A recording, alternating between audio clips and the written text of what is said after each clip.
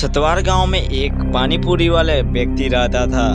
पानी वाले पूरी भाई साहब को बहुत ही प्रसिद्ध था। सतवार गांव में पूरा ही प्रसिद्ध था, जो कि रामपुर और बहुत सारे जगहों पर वो बेचता था। पूरे रामपुर के लोग उसके यहाँ फुचका खाने आते थे।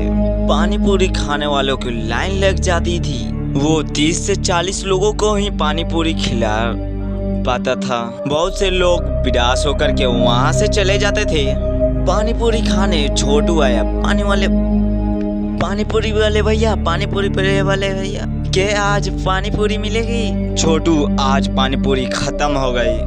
क्या भैया, रोज पानी पूरी खत्म हो जाती है, कब मिलेगी मेरे को पानी पूरी? छोटू आज भी विदास होकर वहाँ से चला जाता है। समस्या ये थी कि रामपुर गांव में साफ पानी की किल्लत थी। उस गांव में साफ पानी तो मिलती नहीं थी, इसलिए दूर वाले गांव से लेकर के आते थे। उस वजह से फुचका वाले भैया के पास पानी पूरी कम होती थी। उस दिन पानी पूरी वाले घर आते आते कुछ सोचने लगा, मैं इतनी अच्छी पानी पूरी बनाता हूँ, सब लोग हमारे यहाँ खाने के लिए आते हैं, लेकिन फिर भी मैं कुछ कमा नहीं पाता और कितने सारे लोग वापस चले जाते हैं। कुछ तो सोचना पड़ेगा, कुछ तो करना पड़ेगा। वो सोचते सोचते गांव के लेक के पास से गुजरता है। लेक को देखकर सोचता है, क्यों न दूसरे गांव के वजह जाने से यहीं से पानी भर लो। पानी थोड़ा गंदा है तो क्या फर्क पड़ता है, किसी को पता नहीं चलेगा। यहाँ से पानी भरना शुरू किया तो जितना लोगों को चाहूँ तो उतना पानी पूरी खिला सकता हूँ। अब यहीं से पानी भरने लगा और हर रोज पानी पूरी खिलाने लगा।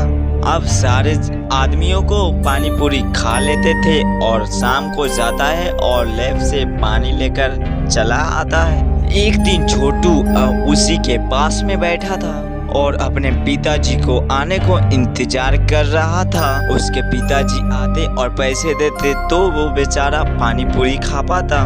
आज बहुत ही भीड़ थी जो कि पानी पूरी वाले भैया के पास बिना पानी पूरी खाए बिना नहीं जा पाता था। छोटू वहाँ से सब देख रहा था और तालमेल करने लगा, जरूर कुछ दाल में काला है, ऐसा क्यों? क्या कि सभी पानी पूरी वाले खा करके चले जाते हैं तभी भी खत्म नहीं होता, पता लगाना पड़ेगा।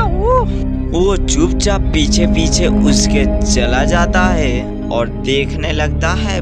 धीरे से जाकर के और उठा लेते हैं और लेकर के वापस फिर चले आते हैं। वापस आकर के उसी पानी से पानी पूरी बना लेते हैं। गांव का पानी गंदा है और उसी के पानी से पानी पूरी खिला रहा है। ये सब देख करके घबरा जाते हैं और वो सारी बातें अपने पापा को बताता है। उसके पापा तुरंत गांव के मुखिया के पास जाते हैं। मुखिया ये बातें सारे गांव वाले को बताते हैं और सारे गांव वाले लोग ठेला के पास पहुंच जाते हैं और उसकी बहुत पिटाई करते हैं और गांव से बाहर निकाल देते हैं। अब छोटू को गांव वाले टिक टिक बोल करके बुलाते थे। समझ में आया ना, थोड़ी सी ही चीजें में काम चलानी पड़ती है, लालच बुरी वाला है।